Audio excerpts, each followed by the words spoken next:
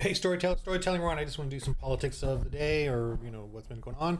All right, let me just get started. I just, I want to do role playing games. I want to do Christian role playing games. I want to do ministry. But here we go. Tom Hanks. They had Tom Hanks act like a dummy MAGA right winger. So I'm definitely done with Tom Hanks and his movies. I mean, I haven't watched any of his movies lately, anyway. But man, this guy's an idiot.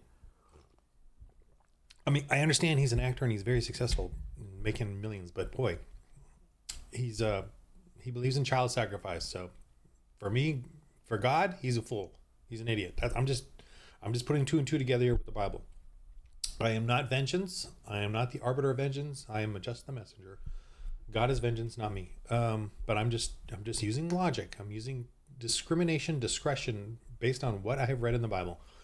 Tom Hanks here acts, he's a MAGA guy, and we're gonna, whatever, and he doesn't want to shake. This guy, he says something really like a platitude, which is what Democrats always say. But he said a platitude, and then the guy comes up and says, "I want to shake your hand." They're playing Jeopardy or something, and then of course Tom Hanks acts like, "Oh, I don't want to shake your hand because you're black." Basically because you're black.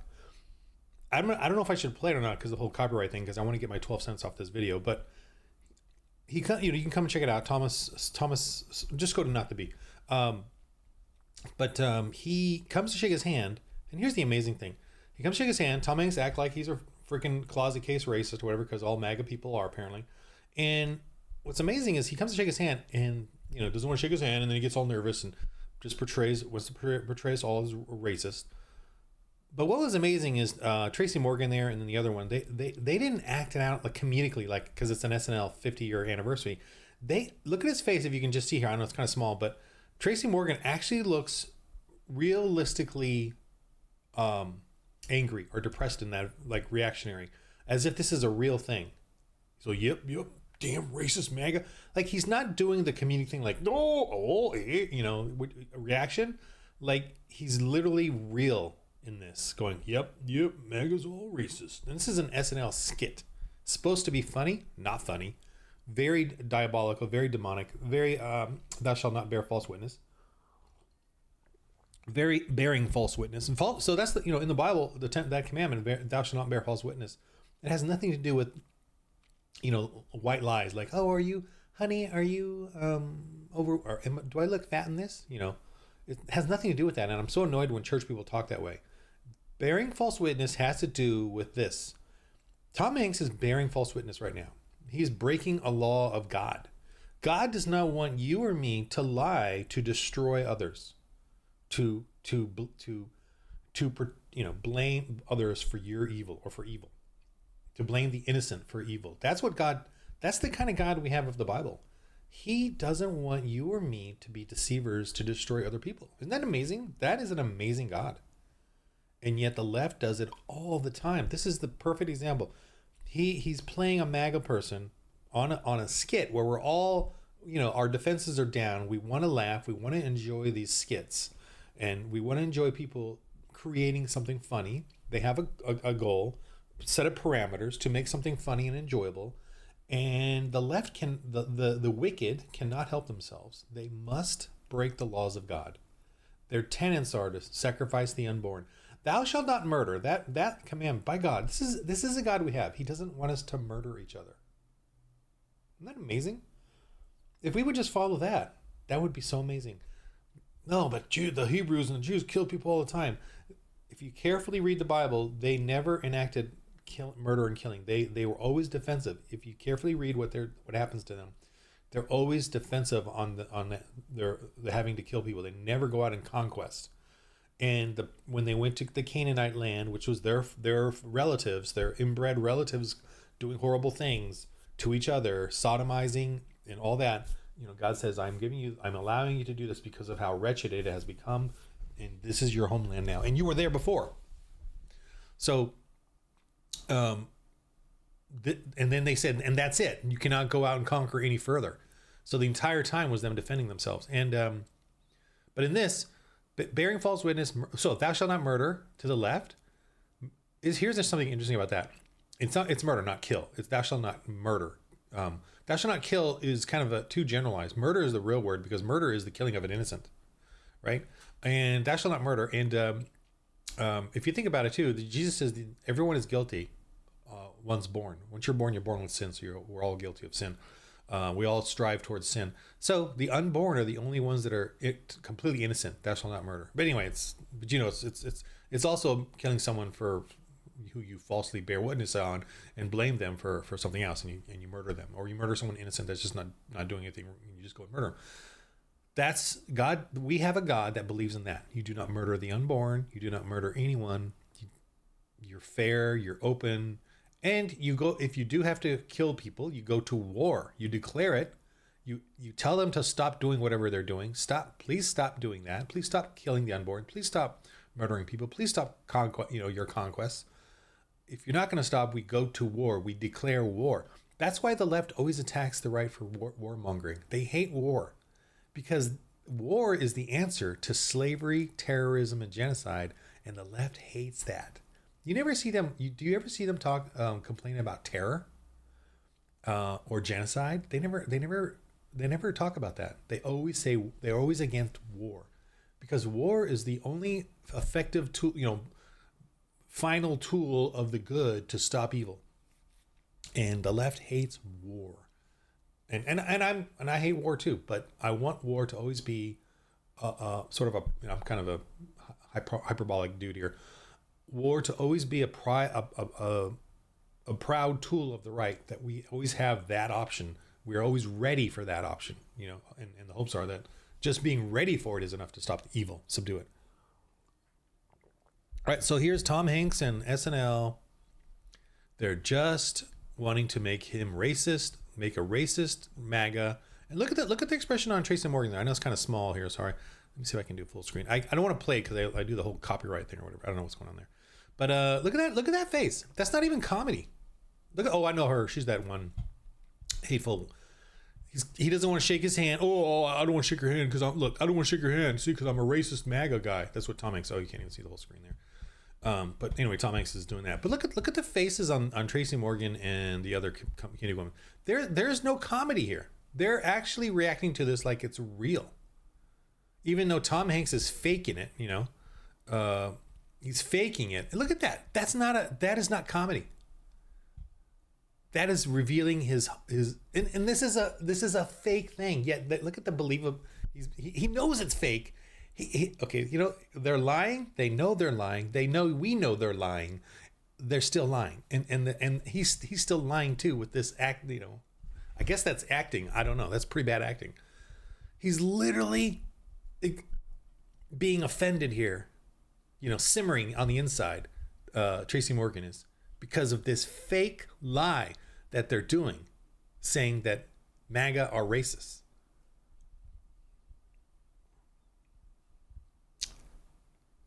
It's just,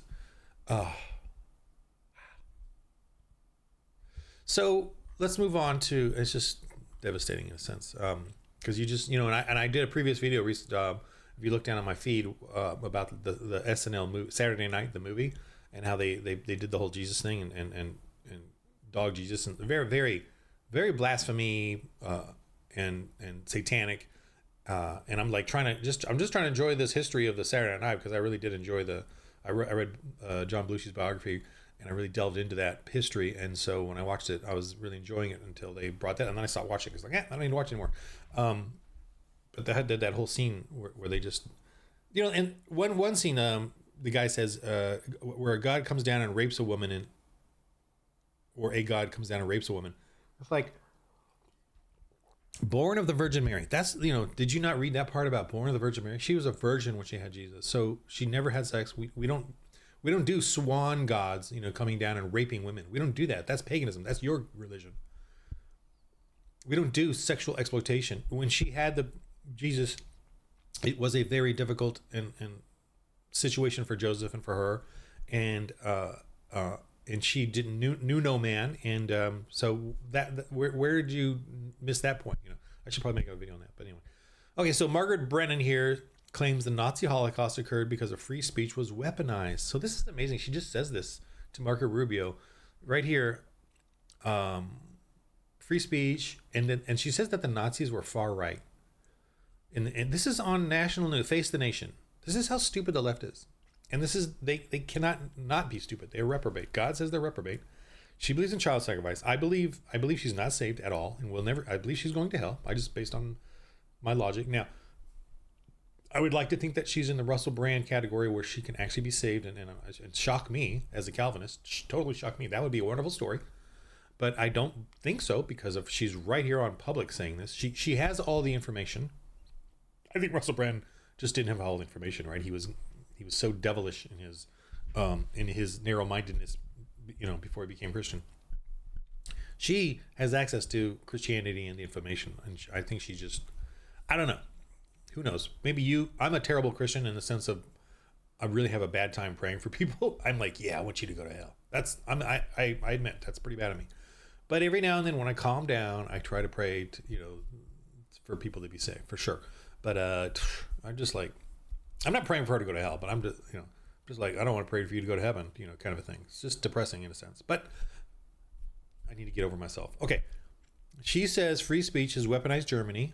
Look at that. They're doing that now. They're trying to get rid of our rights, our individual rights. And she's saying the Nazis are the far right. So that's what I want to get at, because that's another bear false witness that the left has been continually doing, and the right and the conservatives have fallen for it. And it really ticks me off. So I want to go to that real quick. My dog's barking out there. Okay. Nazi summary here. I just went to Britannica. I mean, I could go anywhere, but we pretty much know what the basics are of Nazism. Roots lay in tradition of Prussian, German Romanticism. Yeah, so they do have some, like the Holy Roman Empire, they do have some, obviously they're going to steal from whatever traditions they can in the past, right? And create something new. But and they say they hate communism, but they're socialists. It's the same thing. They just hated the Russian communism. They just hated Russia. They rejected liberalism and democracy. Okay, well, the liberalism they're talking about is the conservative liberalism. The liberalism of the left is not liberalism. It's just check it out. It rejected liberalism, democracy, rule of law, and human rights, stressing instead the subordination of the individual to the state. That's communism, socialism, same thing. Socialism is just not far enough into communism yet. They don't have the full power. But it's the same thing. Like, they took over all the capitalist industries. There's a claim that the German capitalists were free. They still supported them. No, they didn't. They took them over. I mean, they supported them for the war effort and for the industry, and they delegated stuff to them. But it was full totalitarian power. The capitalists didn't have the freedom that anyone had. They had to do exactly what Hitler wanted. So they were losing their individual rights. And the left doesn't believe in liberalism the way we believe it. Liberalism is the right of the individual. Liberalism, the right of the individual to make their own choices and not be controlled by the state. And the left doesn't believe in that. The left absolutely believes in the state. They don't believe in democracy. They just say that, right? Deception. The left believes in deception. You all see that now. The Democrats are continually saying they're for the people, for democracy, and they're not. You can tell they're not. Kamala Harris was not democratically chosen, and we see now with USAID and what Elon Musk and Doge are doing that they have been ripping us off. There's a generational wealth, like it's multi-generational. Our grandchildren, I think our grandchildren's grandchildren are still going to feel the debt of what's been happening here under Obama and under Obama's third term. They have been ripping us off. Samantha Powers, who ran USAID, she and her husband have made millions. They started off with kind of the same wealth I had, a little more. I think. I guess they had two incomes, two really high incomes. He's at Harvard, but then within 3 years they had monumental wealth, multi-millions, up to 30 million. We don't even know, right? How did they get that from 5 to 6 million to 30 million or whatever it was, 26, 20, within 3 years under Obama or under Obama's third term, with Biden the puppet. But remember, it's not just Samantha Powers that made that extra 20 million for 3 years. It's all her subordinates made millions to keep quiet, right? To sell, to buy into it. So she might have made 20 million, but I would guess that 10 of her subordinates made 10 million. 100 of her subordinates made a few million themselves, while you and me are struggling with our family wealth within the last 3 years and shrinking, losing our jobs and losing customers and clients and whatever, while they were siphoning it and stealing it And please, for God's sakes, you and me and everyone, we have to fight back with our family and everyone else about the corruption and theft that's been going on. Here in California, I am surrounded by Democrats. I've got to figure out a way to just yell and scream at them because it sucks. It's really happening. I mean, I knew it was happening, but man, here we are revealing it, and they're fighting back. They're fighting back tooth and nail. They have to, and I don't blame them. They have to. They're evil. Evil has to fight for their thievery. A thief will never admit that evil will. This logically, and I've said this before, will evil ever apologize for its evil? Never. Just philosophically, just logically, evil will never apologize for its evil. Pure evil will never apologize for its evil. Evil will blame others for its evil. It will party switch its evil onto the Republican Party. It will do that. That's the first thing. Whenever Democrats say there's a party switch, whenever they say that the slavery and the KKK and the 2/3 vote for blacks and all that, the racist stuff that they did, the Fugitive Slave Act, where they went into the Republican states and stole and kidnapped black people who they thought that were free slaves. See, there was no states' rights there. Look at California today. California today is pretending states' rights, and yet they blame the conservatives and the right for states' rights. The last 20 years because we haven't had that much power in the federal, that they pretend that was the party switch. They constantly bring up the Dixiecrats and all that crap. They will never ever apologize for their evil. You know that that's true. The Democrats will never apologize for their evil. They are evil. The philosophy of it. And so Nazism is the left. It's not far right. So they keep saying that. They keep saying it's far right. They keep saying it over and over and over, and stupid conservatives keep letting that slide. They got to stop letting that slide. Nazism is socialism, national socialists, and their nationalism was just federalizing everything and centralizing power. That's all the national meant. It didn't mean like nation states. We conservatives believe in nation states. We believe in that every state is a separation of powers, because we don't want centralized power, because we know we're all sinners. If we can't, that's why we have an executive, a legislative, and a judicial who don't, we believe in a separation of powers. That, and we believe, though, we need a leader too, but that leader should also be a little bit constrained, that they just can't be a tyrant. But that's separation of powers. That's why we believe in nations. God believes in nations. God says, he's created all these nations because he wanted us all to have different cultures, things to do, different places to go. But he doesn't want us to conquest each other. He doesn't want us to murder each other. He doesn't want us, thou shalt not covet. Coveting is the opposite of coveting is communism. Thou shalt not covet thy neighbor's wife and property is you communism, where you take the neighbor's wife and property and you control them and you enslave them. So it emphasized the inequality of individuals and races.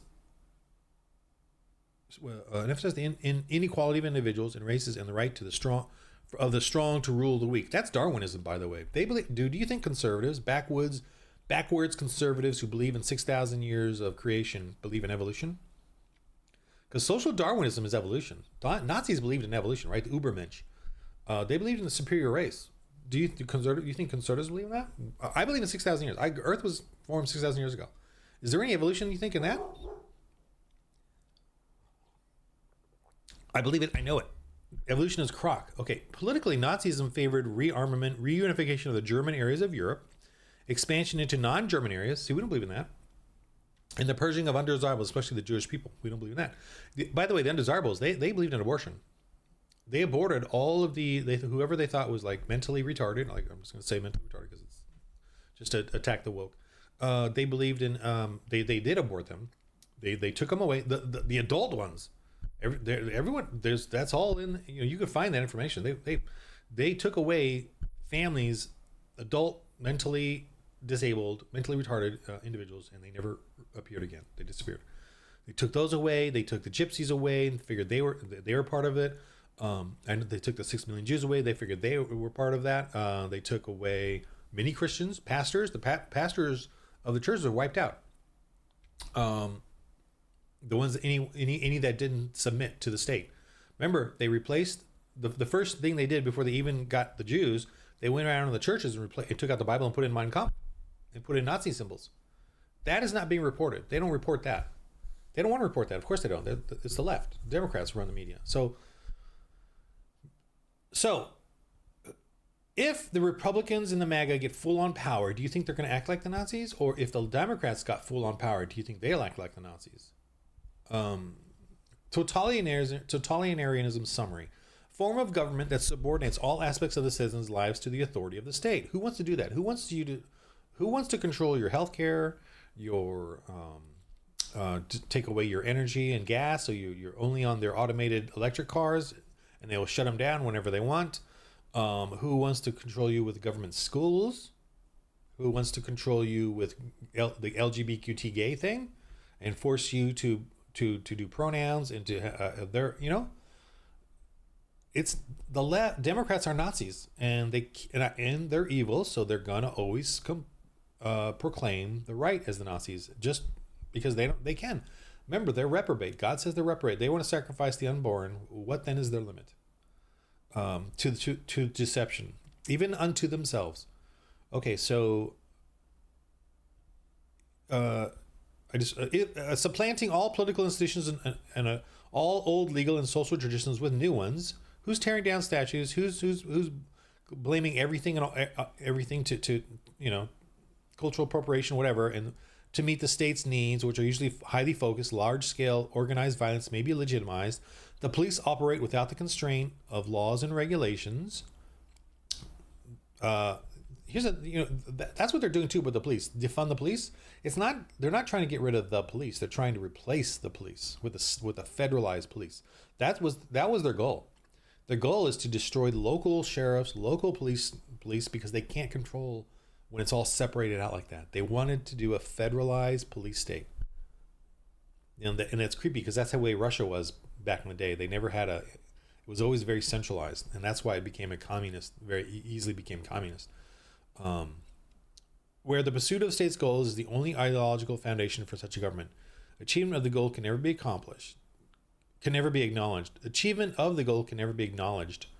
So yeah, they always use deception to get the power, and once they get the power, they genocide amongst their own people. And thankfully, thank God that God has given us a reprieve. I still want Jesus to come, and I'm assuming with the only way Jesus is going to really come is if we're really suffering, or maybe this is it. Maybe I'm not suffering too. I don't have to suffer that much, but the Bible says we're going to lose, and Jesus is going to come. The right or Christians or whatever. Yeah, there's the same thing. So very gonzo here. Just gonzo news coming out. I'm just looking through this. So we're just finding a lot of corruption. That this evil woman witch here. Apparently her son works for Barack Obama, and her foundation has made millions off of the USAID aid. There's that going on. There's a judge here that's making millions off this USAID that stopped it. I mean, just over 25 million people ages 100 plus in Social Security database, some older than the Constitution. There are a lot of vampires collecting Social Security. And so in other words, the money is going somewhere. They're cashing out on fake money because the money isn't actually even there because we're in debt 30 trillion, right? 30 trillion. And we may only do 1 trillion debt this year. Thusly, even with, as Elon Musk is trying to shrink the budget down so that we're only going to go in debt 1 trillion this year, that means we're still going to go in debt, even with all this. But that's going to be so hard because the left is fighting tooth and nail and lying and deceiving to keep spending, not our money, because that one's done. It's our grandchildren's money that they're spending, or just let America be destroyed. They're going to let America collapse in a financial complete disaster is what they really want in the end. Because the wicked must destroy America. And the reason they must destroy America is because they know that we're Christian foundationally. We're foundationally Christian. Same with Europe. It's less than 10% go to church weekly now in Europe, and about 30% here in America go to church weekly. Less than 30% go to church weekly here in America, and it's getting worse. And they love that, and they want to destroy it completely, so that Christianity will end. And that's their goal. They don't even know that that's their goal, but that's why they attack us. They don't attack Africa or Islam or the Middle East. They don't attack China, who do far worse things and live in far worse conditions than we do. They don't attack South America because they know that it's primarily atheist and very pagan. Obviously there's a bit of church here and there, but nothing. But it's all quite suppressed.